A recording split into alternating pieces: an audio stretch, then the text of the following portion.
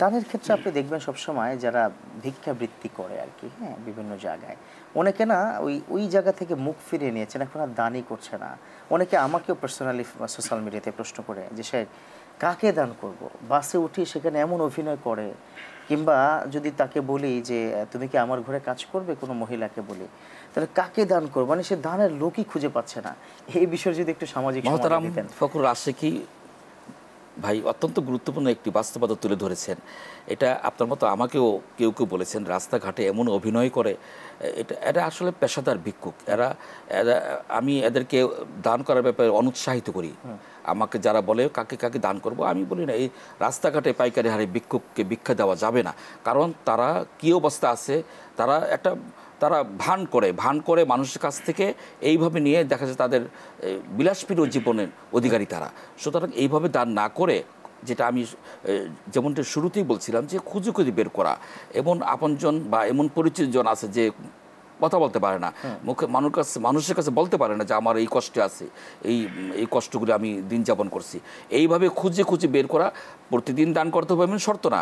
আপনি প্রতিদিন না করে একটা অংশ বেশি পরিমাণে করলেন, একসাথে জমিয়ে একটা ভালো লোককে, কে কষ্টে আছে, একটা মাঝে মাঝে হাঁটতে হবে, খোঁজখবর নিতে হবে, মহল্লা ঘুরতে হবে, গ্রামে ঘুরতে হবে, ঘুরে ঘুরে কে কষ্টে আছে তার খোঁজখবর।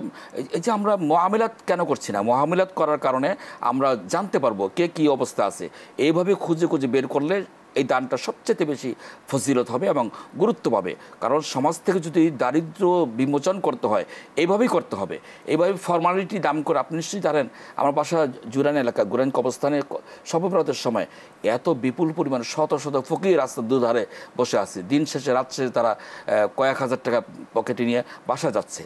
এই যে তারা ভিক্ষা করার জন্য, আপনার শুক্র জুমাবারে দেখবেন একটা শ্রেণী আছে, প্রফেশন করে নিয়েছে, এটাই তার পেশা। এদেরকে দান করা যাবে না। পেশাজীবী মানে যারা গরিব বা হাত পাতেন তাদেরকে দেওয়া যাবে না, তাই তো? এদেরকে দেওয়া যাবে না। আমি সর্বশেষ একটু আপনার কাছ থেকে জানতে চাইবো শেখ ফয়জুল্লাহ, দানের পুরস্কার কি?